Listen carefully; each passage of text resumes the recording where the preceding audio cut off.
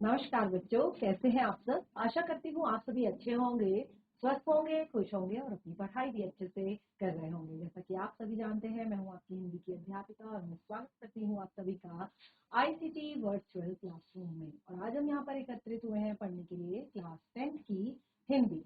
तो यहाँ पर आज हमारी हिंदी की क्लास 10th का पहला सेशन जो है स्टार्ट हुआ है और जिसमें हम आज यहाँ पर पढ़ेंगे हमारी चित्तिस पाठ्य पुस्तिका भाग 2 के काव्य खंड का पहला चैप्टर। तो जो हमारी चित्तिस पाठ्य पुस्तिका है उसमें हमारे काव्य और गद्य खंड दोनों ही है। यानी कि जो आपका काव्य खंड होता है उसमें आप पढ़ते हैं कविताएं और आपके कवित्व, सवैये,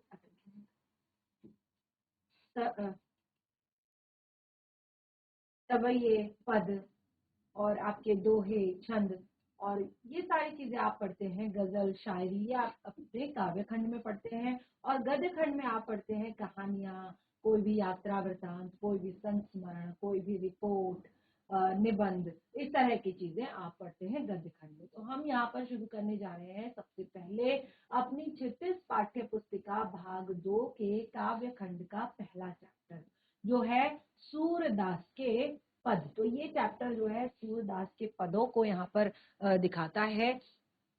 और जो है आप सभी को पता है कि जो सूरदास हैं वो कृष्ण भक्त हैं।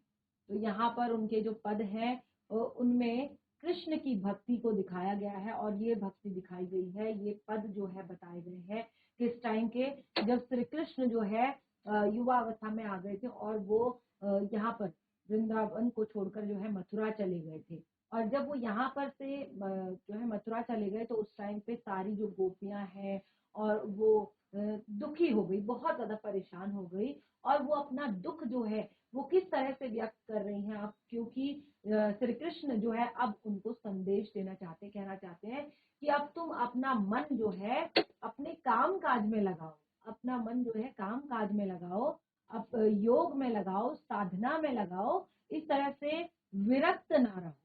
ठीक है ना। तो वो इस तरह का संदेश जो है भेजते हैं गोपियों के लिए और गोपियां उस संदेश को देखकर किस तरह का रिएक्शन देती हैं, किस तरह से वो बता कहती हैं इस पर, उसी के विषय में ये सारे पद यहाँ पर लिखे गए हैं। तो 3 से 4 पद यहाँ पर सूरदास जी के दिए गए हैं, उनको हम पढ़ेंगे। लेकिन उससे पहले हम यहाँ पर सूरदास जी के बारे में थोड़ा सा पढ़ेंगे, उनके जीवन परिचय को थोड़ा सा पढ़ेंगे। तो देखिए, सूरदास जी को हिंदी साहित्य का सूर्य कहा जाता है। सूरदास जी को हिंदी साहित्य का सूर्य कहा जाता है। इनका जन्म 1478 यानी कि 1478 में ईस्वी में हुआ था और इनकी मृत्यु 1583 में हुई थी। और सूरदास जी जो है प्रधानतः एक भक्त कवि है, यानी कि उनकी जितनी भी रचनाएं हैं वो भक्ति से जुड़ी हुई है। और इनकी रचनाओं में वात्सल्य यानी कि जो एक बाल्यावस्था का जो प्रेम होता है, बाल लीलाओं का जो प्रेम होता है, वो दिखाया गया है। और दूसरा, श्रृंगार रस की प्रधानता भी इनके काव्य में है। इनकी भाषा अलंकारिक, मुहावरेदार और सरस है, जो ब्रज भाषा को बोधगम्यता प्रदान करती है। इनकी भाषा क्या है? अलंकारिक है, मुहावरेदार है, सरस है, जो ब्रज भाषा को बोधगम्यता प्रदान करती है। सूर सागर, साहित्य लहरी और सूर सारावली इनकी प्रमुख रचनाएं हैं। तो ये यहाँ पर एक छोटा सा परिचय केवल मैंने आपको सूरदास जी का दिया। बाकी आप अपनी पाठ्य पुस्तिका जो आपकी 36 पाठ्य पुस्तिका भाग 2 है, जब आप चैप्टर को पढ़ेंगे और मुझे लगता है कई बच्चों ने चैप्टर को पढ़ भी लिया होगा, क्योंकि हमारे सेशन की जो शुरुआत हुई है वो काफी लेट हुई है और आपने अभी तक इस चैप्टर को एक बार तो जरूर पढ़ लिया होगा क्लास में कभी ना कभी। तो आपने देखा होगा कि उसमें काफी सारी चीजें जो है सूरदास जी के बारे में बताई गई है। तो आप उसको अच्छे से पढ़ लें, समझ लें और कहीं पर कोई डाउट होता है तो उसको पूछ लें।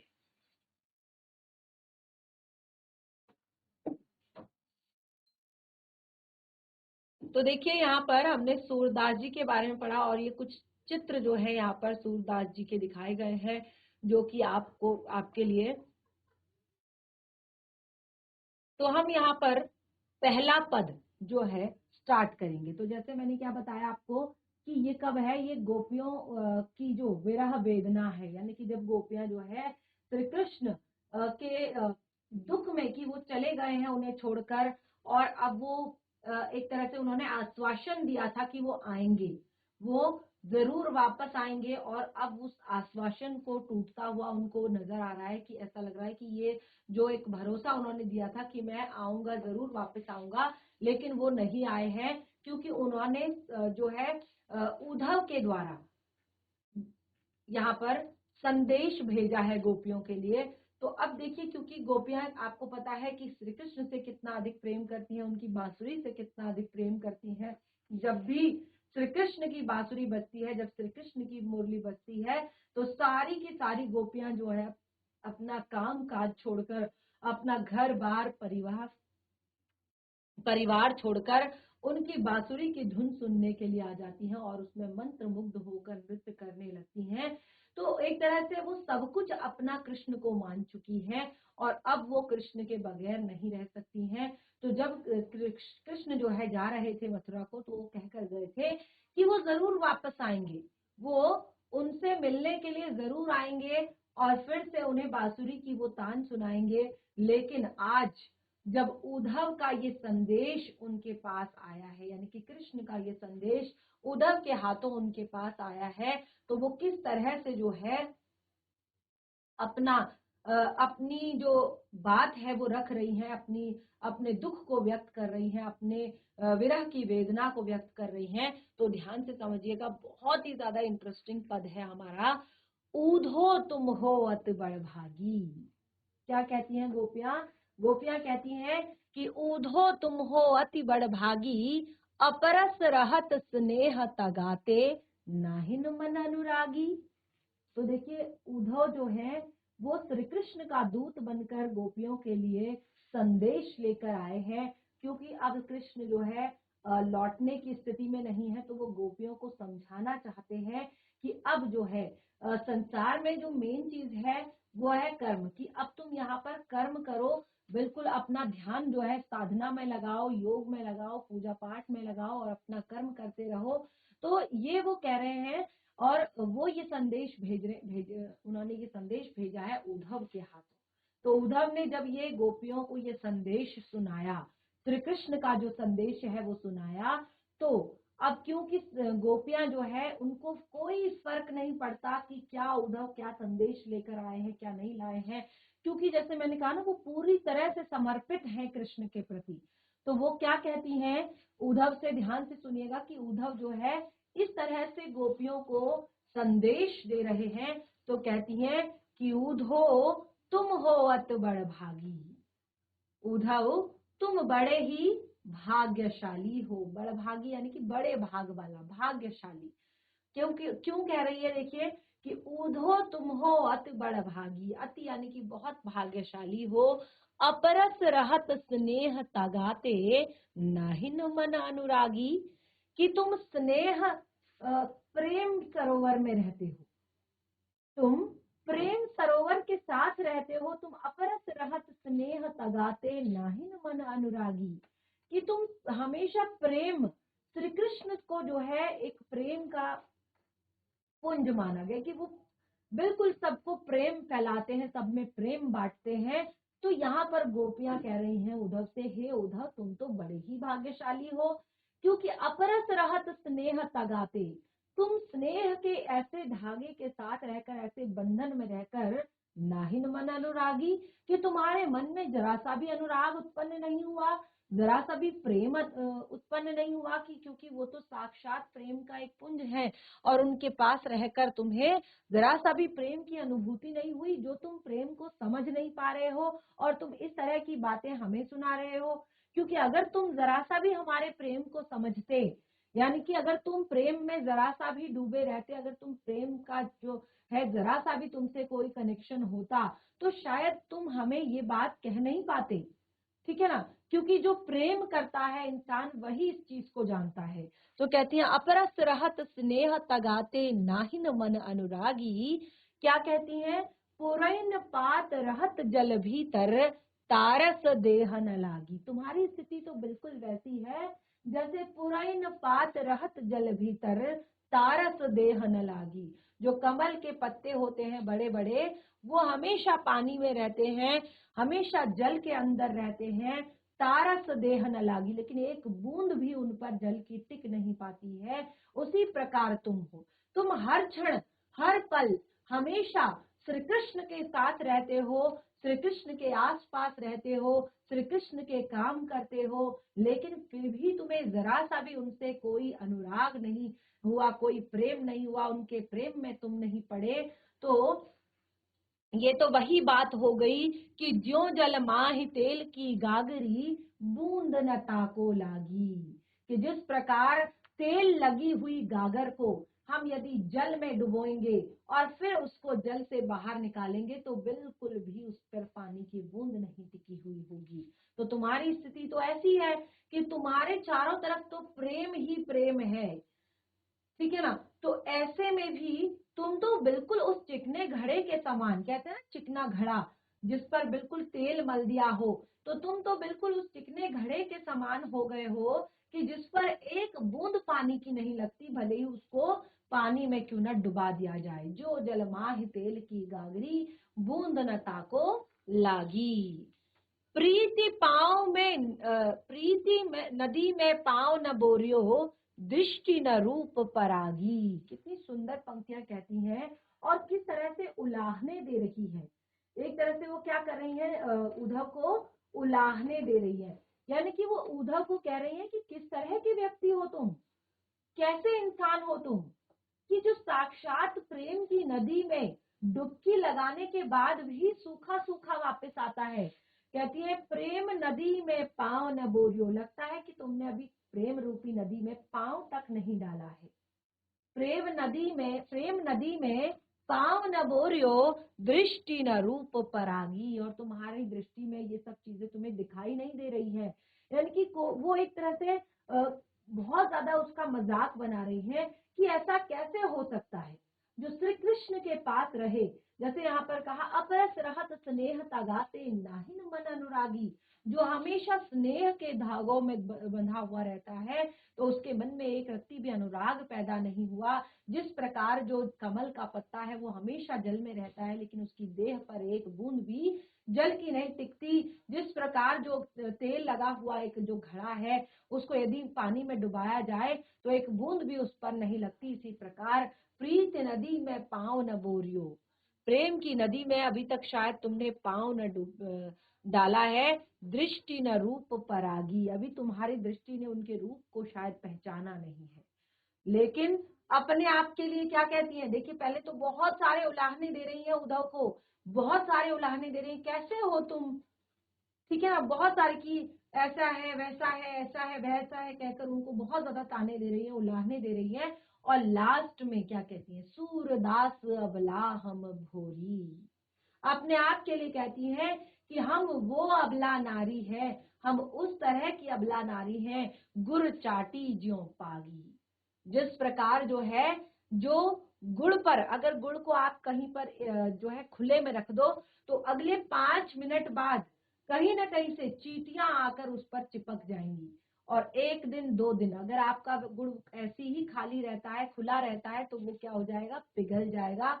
और वो चींटियां जो है उसके प्रति अपना मोह, अपनी आसक्ति, अपना लगाव नहीं छोड़ पाती हैं और फिर वो उसी में क्या होती हैं, डूबकर मर जाती हैं, अपने प्राण त्याग देती हैं। तो कृष्ण के लिए यहाँ पर गोपियां कह रही हैं सूरदास अबला हम भोरी, कि हम तो वो अबला नारी हैं जो गुड़ चाटी जो पागी, यानी कि जिस प्रकार जो चींटी जो है गुड़ के प्रति अपने प्रेम को नहीं त्याग पाती, इसी प्रकार हम कृष्ण के प्रति अपने प्रेम को नहीं छोड़ सकते और हमेशा उस प्रेम में डूबकर हम मरना ज्यादा पसंद करेंगे। तो इस तरह से गोपियां तरह तरह के उलाहने दे रही हैं उद्धव को और उनसे कह रही हैं कि तुम तो बड़े ही भाग्यशाली हो कि तुम प्रेम की नदी में रहते हुए भी तुमने उसमें पांव तक नहीं डाला अभी तक। तो देखिए व्याख्या इसकी पढ़ लेते हैं। देखिए प्रसंग आप कैसे लिख सकते हैं, प्रसंग आप लिखेंगे कि प्रस्तुत काव्यांश हमारी पाठ्य पुस्तक क्षितिज भाग 2 के पाठ 1 सूरदास के पद नामक पाठ से लिया गया है, जिसके कवि सूरदास जी हैं और इसमें सूरदास जी ने गोपियों की श्री कृष्ण के प्रति अनन्य प्रेम को दर्शाया है। तो देखिए क्या कहा है यहाँ पर प्रस्तुत पद में गोपियों ने उद्धव के ज्ञान मार्ग और योग साधना को नकारते हुए उनकी प्रेम संबंधी उदासीनता के लक्ष्य पर व्यंग किया है। यानी कि जैसे मैंने क्या बताया कि यहाँ पर क्या लेकर आए हैं उद्धव योग का संदेश लेकर आए हैं, उद्धव साधना का संदेश लेकर आए हैं, उद्धव गोपियों को ज्ञान मार्ग पर लेकर जाना चाहते हैं। और इन सब चीजों को गोपियों ने तुरंत ही नकार दिया है, उनको उलाहने दिए हैं और उस बात को तुरंत ही नकार दिया है। अभी आप आगे देखेंगे, बहुत ही इंटरेस्टिंग तरीके से यहाँ पर लिखा गया है प्रेम संबंधी। और साथ ही जैसे उन्होंने अलग अलग बातें यहाँ पर कही, क्या बातें उन्होंने यहाँ पर कही कि अपरस रहत स्नेह तगाते नाहिन मन अनुरागी, कि स्नेह तगा के पास रहते हुए भी तुम्हारे मन में अनुराग उत्पन्न नहीं हुआ। पुरैन पात रहत जल भीतर, जिस प्रकार प्रेम का एक सागर है श्री कृष्ण, और उस प्रेम के सागर में डूबे हुए रहने के बाद भी तुम्हारी देह पर एक बूंद नहीं लगी। जो जल माही तेल की गागरी, यानी कि जिस प्रकार तेल की गगरी को जल में डुबाया जाता है तो उस पर एक तेल की बूंद नहीं लगती, पानी की बूंद नहीं लगती, तो बिल्कुल उसी के समान तुम हुए हो और शायद तुमने अभी प्रेम की नदी में पांव नहीं डुबोया है। तो इस तरह से यहाँ पर कह रही हैं गोपियां। तो देखिए उन सभी उनकी बातों पर व्यंग कर रही हैं और कहती हैं कि भक्ति मार्ग में अपनी आस्था व्यक्त करते हुए कहती हैं, हे उद्धव जी, आप तो बड़े ही भाग्यशाली हैं। यानी कि प्रेम और भक्ति के मार्ग में अपनी आस्था को व्यक्त कर रही हैं और उद्धव जी से कह रही हैं कि आप तो बहुत ही भाग्यशाली हैं। क्यों भाग्यशाली हैं? कि प्रेम के बंधन में बंधे नहीं और न आपके मन में किसी प्रकार का कोई अनुराग जगा। यानी कि आप श्री कृष्ण जो साक्षात प्रेम का एक सागर है, आप उनके साथ रहकर भी प्रेम के बंधन में नहीं बंध पाए और आपके मन में किसी के प्रति कोई भी अनुराग उत्पन्न नहीं हुआ है, प्रेम उत्पन्न नहीं हुआ है। और ये सब चीजें देखिए, जो संसार है ना, ये संसार जो है इस प्रेम पर ही टिका हुआ है। यानी कि अभी हम जो कर रहे हैं, हम सोचते हैं कि हमारे बच्चों को अच्छी जो है परवरिश मिले, हमारे बच्चा अच्छा जीवन में आगे बढ़े, और उसी प्रकार जो चीजें संपत्ति हम जोड़ते हैं अपने बच्चों की सुख सुविधाओं के लिए जोड़ते हैं, अपने यानी कि अपने प्रेम से, ताकि हम अपने बच्चों के प्रति हमारा जो प्रेम है, अपने परिवार के प्रति जो हमारा प्रेम है, अपने लोगों के प्रति जो हमारा प्रेम है, तो यही प्रेम जो है संसार को बांधे हुए है। लेकिन उद्धव को इस चीज का, इस प्रेम पर कोई फर्क नहीं पड़ा है। तो इसीलिए गोपियां उन्हें सौभाग्यशाली मानती हैं, भाग्यशाली मानती हैं कि आप तो बड़े ही भाग्यशाली हो जो प्रेम के बंधन में नहीं बंधे और आपके मन में किसी के प्रति कोई अनुराग नहीं जगा, कोई प्रेम नहीं जगा। ठीक है ना। जिस प्रकार जल में रहने वाले कमल के पत्ते पर एक बूंद भी जल की नहीं ठहरती, जिस प्रकार तेल की गगरी को जल में भिगोने पर उस पर पानी की एक बूंद नहीं ठहर पाती, ठीक उसी प्रकार आप कृष्ण रूपी प्रेम की नदी के साथ रहते हो और आपने उसमें स्नान करने की बात तो बहुत दूर है। यानी कि श्री कृष्ण प्रेम रूपी सागर है और आपने उसमें डुबकी लगाने की बात तो बहुत दूर की है, आपने अभी तक उसमें अपना पांव तक नहीं उतारा है। यानी कि प्रेम रूपी सागर में, कृष्ण के प्रेम रूपी सागर में आपने अभी तक अपना पांव तक नहीं डुबोया है और आप श्री कृष्ण के प्रेम की एक छींट भी आपके ऊपर नहीं पड़ी, तो अतः आप भाग्यशाली नहीं है तो और क्या है। क्योंकि देखिए, अगर जो प्रेम में फंस जाएगा, जो प्रेम में पड़ जाएगा, तो वो विभिन्न तरह की लालसाओं से युक्त हो जाएगा, क्योंकि उसको ये भी चाहिए, वो भी चाहिए, वो भी चाहिए। जैसे मैंने कहा ना कि हम बहुत ज्यादा उत्साहित, बहुत ज्यादा एक तरह से पड़े रहते हैं चीजों के पीछे कि हमारे बच्चों को ये पसंद है, ये पसंद है, खाने में ये पसंद है, ठीक है ना, और उनके लिए जोड़ते रहते हैं। तो ये सब चीजें संसार में होती है। लेकिन यहाँ पर इसीलिए गोपियां, और इसी कारण बहुत सारे स्वार्थ हमारे अंदर जगते हैं, बहुत सारी गलत चीजें होती हैं, ठीक है ना, इस प्रेम के कारण ही। तो इसीलिए गोपियां यहाँ पर कहती हैं कि आप तो बहुत ही भाग्यशाली हैं, क्योंकि हम तो श्री कृष्ण के प्रेम की नदी में डूबती उतरती रहती है। उद्धव जी, हमारी दशा तो उस चींटी के समान है जो गुण के प्रति आकर्षित होकर वहां जाती है और वहीं पर चिपक कर रह जाती है।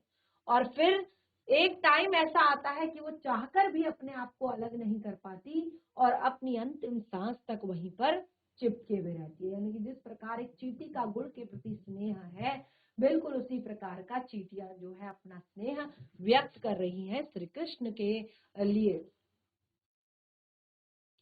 तो पहला काव्यांश हमारा यहाँ पर कंप्लीट हुआ और मैं आशा करती हूँ कि आप सभी को अच्छे से ये समझ में आ रहा होगा। अब दूसरे पद की तरफ बढ़ते हैं, दूसरे पद को पढ़ते हैं। तो जैसे मैंने कहा कि देखिए किस तरह का एक सुंदर सा प्यारा सा दृश्य यहाँ पर दिया गया है, ये वन का दृश्य है और किस तरह से जो है मोर, गाय, भैंस और सारी गोपियां आप देख सकते हैं बहुत दुखी स्थिति में है। देख सकते हैं आप, उनका दुख देख सकते हैं कि किस तरह से विरह की वेदना में वो जूझ रही है, विरह की वेदना से वो जूझ रही हैं और उद्धव जी उन्हें संदेश दे रहे हैं। अब क्या कहती हैं गोपियां, देखिए आगे, मन की मन ही मांझ रही, मन की मन ही मांझ रही, कहिए जाए कौन पे उधो, ना ही परत कही। क्या कहती है, मन की मन ही मांझ रही, ना ही परत कही, अवधि असार आस आवन की, तन मन विथा सही। अब गोपियां जो है अपना दुख, अभी तक तो उलाहने दे रही थी और अब अपना दुख उनके सामने अब रोने लग जाती हैं। ठीक है ना, पहले बहुत सारे उलाहने देती हैं, तुम तो ऐसे हो, तुम वैसे हो, तुम वैसे हो, तुम वैसे हो, और उसके बाद जो है अब अंदर ही अंदर रोने लग जाती हैं और रोते रोते कहती हैं कि मन की मन ही मांझ रही। यानी कि हमारे मन में जो व्यथा है, जो दुख है, जो कष्ट है, जो परेशानी है, हम वो किसी को शेयर नहीं करते। हम अपने मन में ही सोचते विचारते रहते हैं, अपने मन में ही जो है उसको सहते रहते हैं।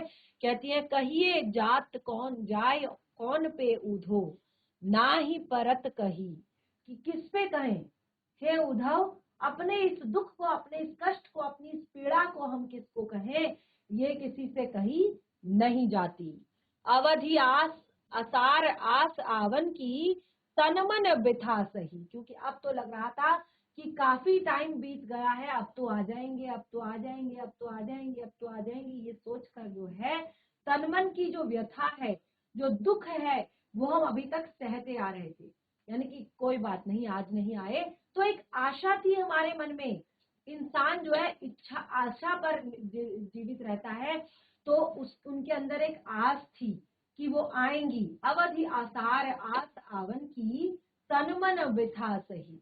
जितने भी एक तरह से परेशानियां हैं, दुख हैं, कष्ट हैं, उनके बावजूद भी वो खुश रहती थी, क्योंकि उनको एक आशा थी, उनको एक तरह से विश्वास था कि वो आएंगे।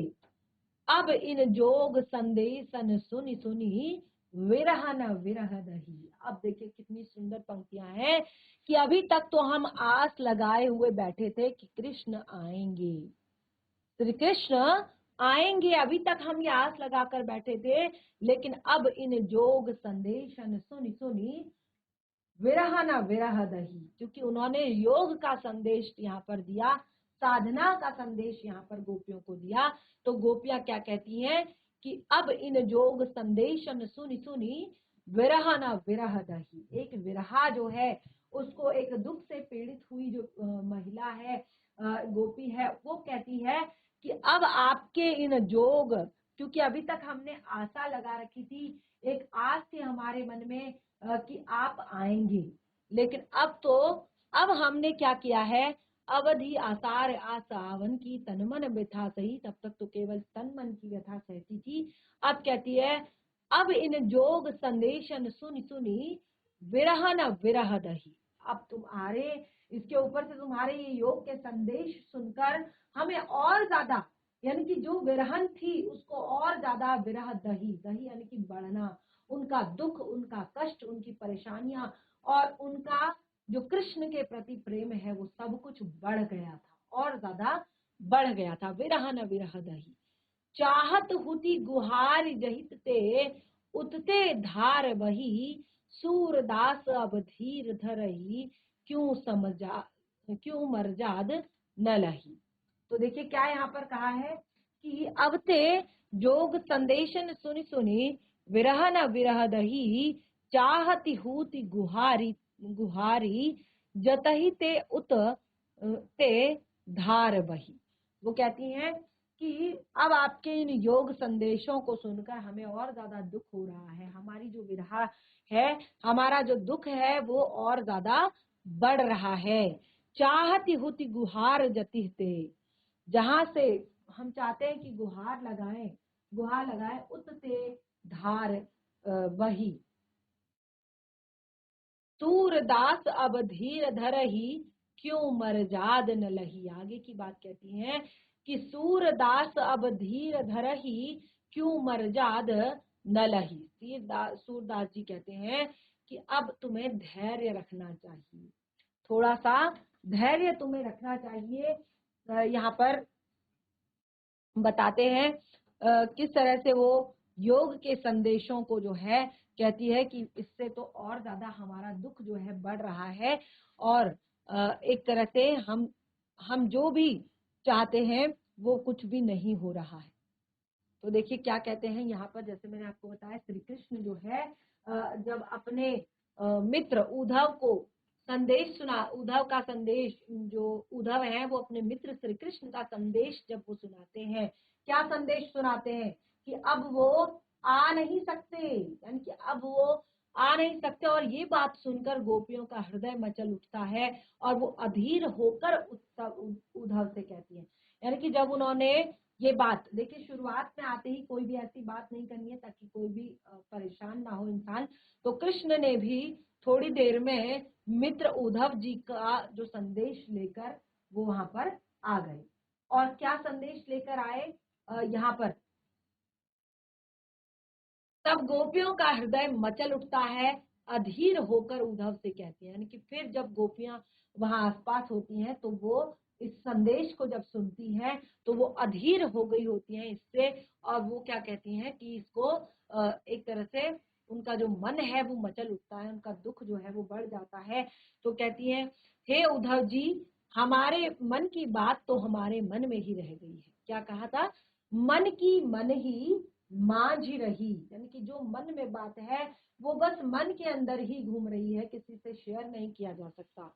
कहती हैं, हे उद्धव, हमारे मन की बात तो हमारे मन में ही रह गई, हम कृष्ण से बहुत कुछ कहना चाह रही थी, हम कृष्ण से और कुछ बहुत कहना चाह रही थी, और पर अब हम कैसे कह पाएंगे, अब हम कैसे कह पाएंगे, अभी तक हम कृष्ण से बहुत कुछ कहना चाह रहे थे, तो अब हम कैसे कह पाएंगे। हे उद्धव जी, जो बातें हमें केवल और केवल कृष्ण को कहनी है, यानी कि मन की मन ही मांझ रही, जो मन में व्यथा है, जो मन में दुख है, जो मन में कष्ट है, और कुछ बातें हैं जो श्री कृष्ण को ही बताई जा सकती हैं, तो वो बातें यहाँ पर उनके समक्ष है।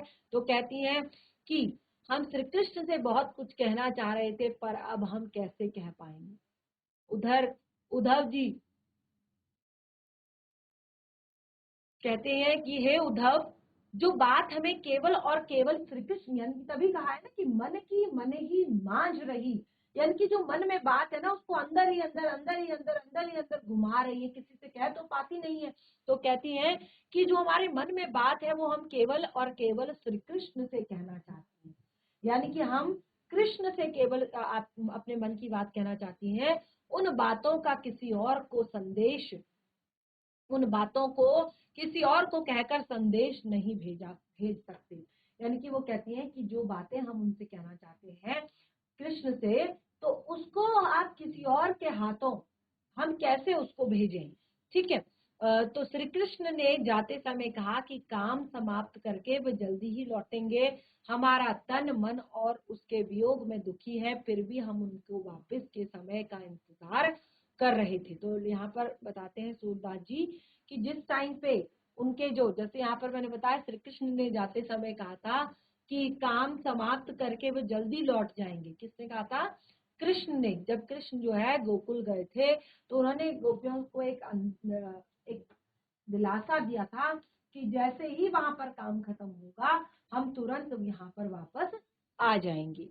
ठीक है, तो इस तरह से, परंतु श्री कृष्ण ने हमारे लिए ज्ञान योग का संदेश भेजकर हमें और भी दुखी कर दिया। हम तो ऐसी घड़ी है जो ऐसे में हर कोई अपने शिक्षक को आवाज लगाता है, पर हमारा दुर्भाग्य देखिए कि ऐसी घड़ी में घड़ी के बदले में प्रेम दिया जाए, पर श्री कृष्ण ने हमारे साथ छल किया है। उन्होंने मर्यादा का उल्लंघन किया है। वो क्या कहती हैं, देखिए ध्यान पूर्वक समझिएगा कि एक तरह से कभी भी किसी को विपदा होती है, किसी को दुख होता है, किसी को परेशानी होती है, तो वो क्या करता है, वो एक तरह से सबको, अपने रक्षक को आवाज लगाता है। और संदेश तो हमें कहीं का नहीं छोड़ा।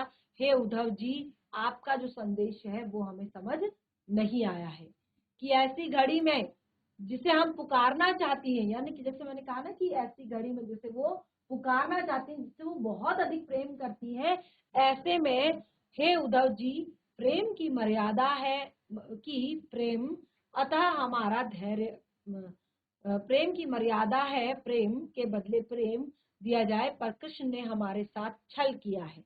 उन्होंने मर्यादा का उल्लंघन किया है, अतः हमारा धैर्य भी जवाब दे रहा है। तो बहुत ही सुंदर यहाँ पर हमारा ये पद था और काफी अच्छे से हमने इसको पढ़ा। अब नेक्स्ट अपने अगले पद की ओर बढ़ते हैं। क्या कह रही हैं यहाँ पर गोपियां?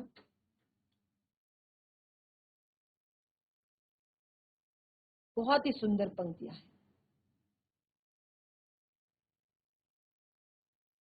हमारे हरी हारिल की लकड़ी। अब देखिए गोपियां वन में ही घूम रही हैं, अभी तक परेशान है, दुखी हैं, और क्या कह रही हैं कि हमारे हरी हारिल की लकड़ी, मन क्रम वचन नंद नंदन उड़, यह कर पकरी पकरी, जागत सोवत स्वप्न निवस दिसी, कान्हा कान्हा जकरी, सुनत जोग लागत है सो, ज्यों करवी ककरी।